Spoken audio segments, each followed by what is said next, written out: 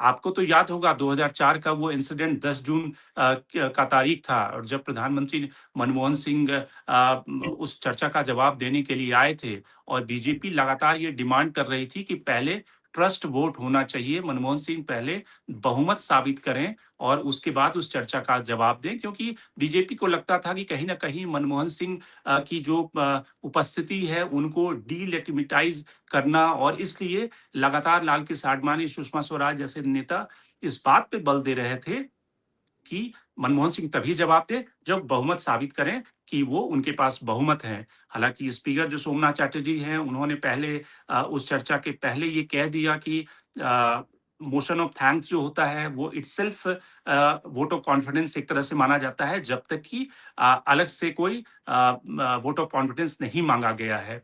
तो आप इस पूरे इंसिडेंट को जो पिछले 4 दिनों से चल रहा है, उसको कैसे देखती हैं? और क्या आपको लगता है कि डेडलॉक की स्थिति इसलिए बन गई है क्योंकि एक जो पार्लियामेंट्री डेमोक्रेसी में संवाद की स्थिति होती है, आप अपोजिशन को साथ लेकर चलते हैं, वो एक तरह से खत्म हो चुका है?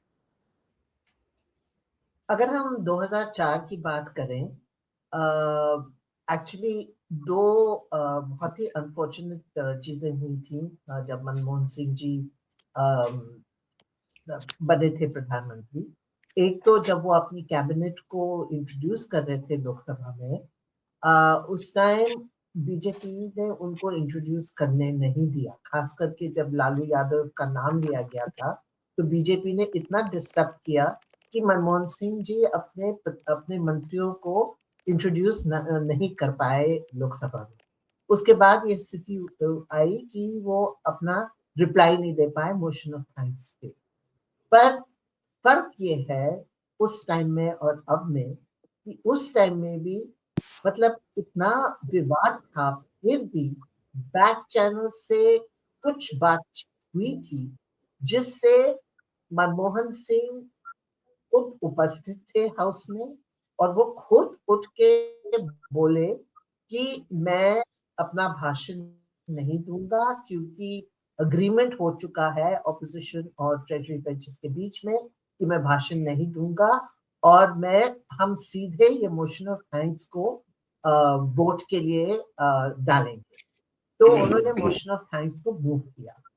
इस बार ये बैक चैनल बिल्कुल बंद है। इस बार कोई अंडरस्टैंडिंग नहीं है ट्रेजरी बेंचेस और ऑपोजिशन बेंचेस के बीच में। प्रधानमंत्री उपस्थित भी नहीं थे हाउस में। मोशन ऑफ थैंक्स मूव किया गया और वोट डाला गया, प्रधानमंत्री नहीं थे। तो ये बहुत बड़ा अंतर है 2004 और आज के दिन में। तो ये जो बैक चैनल जो बिल्कुल खत्म हो चुका है, ये बहुत ही अनफॉर्चुनेट बात है डेमोक्रेसी के लिए क्योंकि पार्लियामेंट में इनफॉर्मल टॉक्स अगर नहीं होंगे ऑपोजिशन और सरकार के बीच में तो पार्लियामेंट फंक्शन कैसे करेगा?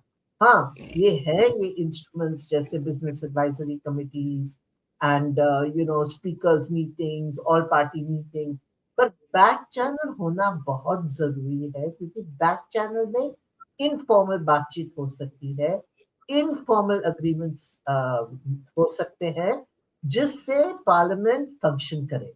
आज ये स्थिति आ गई है कि विवाद इतना हो गया है कि मुझे मतलब समझ में नहीं आ रहा है कि ये पार्लियामेंट फंक्शन कैसे करेगा।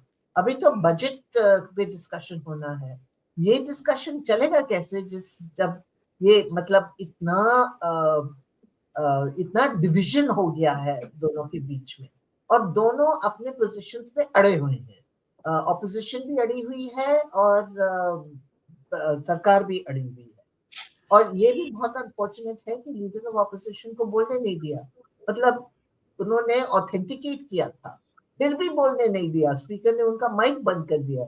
ये भी कोई बुलडोजर तरीका का टैक्टिक चल रहा है आजकल पार्लियामेंट में।